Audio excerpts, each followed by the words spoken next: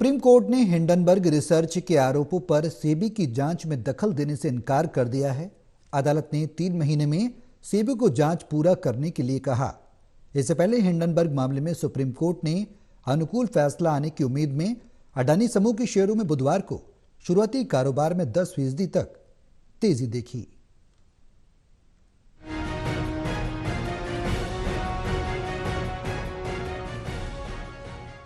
Supreme court ने Hindenburg research के आरोपों पर सेबी की जांच में दखल देने से इनकार किया है।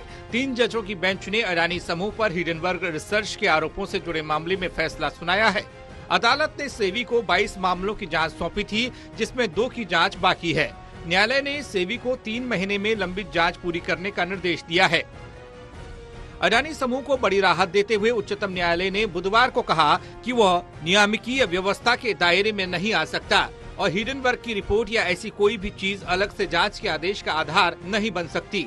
अदालत ने कहा कि सेबी आगे बढ़ेगा और कानून के अनुसार अपनी जांच जारी रखेगा। शीर्ष अदालत ने कहा कि यह साबित करने का कोई आधार नहीं है कि सेबी ने कदम उठाने में ढिलाई बरती। इसके अलावा अदालत ने कहा कि वर्तमान में मामले को सीबीआई को स्थानांतरित करने का कोई आधार नहीं है।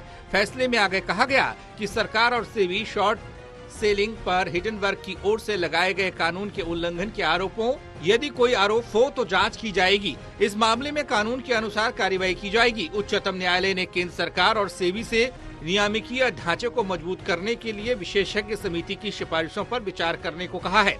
उच्चतम न्यायालय ने अडानी हिंडनबर्ग मामले में विशेष जांच दल SIT से जांच कराने से इनकार किया है। Chief justice of India justice DY Chandrachud, justice JB Pardiwala और जस्टिस मनोज मिश्रा की 3 जजों की बेंच ने यह फैसला सुनाया। प्रधान न्यायाधीश ने कहा कि सेबी को FPO और LODR नियमों पर उसके संशोधनों को रद्द करने का निर्देश देने के लिए कोई वैध आधार नहीं है। Clearly, by saying no further regulations need to be framed, the regulations already there, and if SEBI wants, it can do it.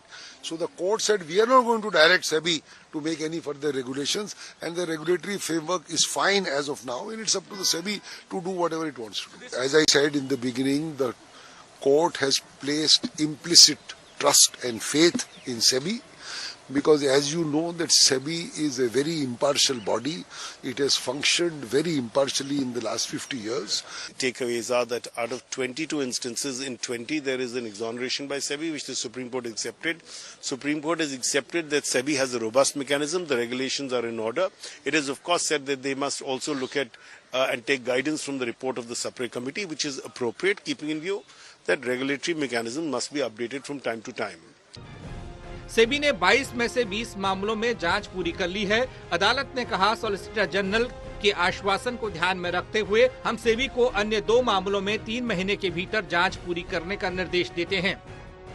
Detail में दिया गया है और जहां तक भविष्य की सवाल है, उसमें सुप्रीम कोर्ट द्वारा जो रिकमेंडेशंस दी गई हैं एक्सपर्ट कमेटी द्वारा, उनको कंसिडर करने के लिए निर्देश दिए गए हैं सरकार को और रेस्पोंडेंट्स को, और अगर उनको कंसिडर किया जाता है तो इसमें कोई शक नहीं है कि आगे रेगुलेटरी मैकेनिज्म सेबी है जो संस्था है वो और मजबूत होगी और इन्वेस्टर्स का पैसा शेयर मार्केट में सुरक्षित रहेगा। उधर गौतम अडानी ने सुप्रीम कोर्ट के फैसले पर एक्स अकाउंट में प्रतिक्रिया दी। सुप्रीम कोर्ट के फैसले के तुरंत बाद एक पोस्ट शेयर की और इस पोस्ट में अडानी ग्रुप के चेयरमैन ने लिखकर इसे सच की जीत करार दिया और उन सभी लोगों का आभार व्यक्त किया जो उनके साथ खड़े रहे। National desk report, total news.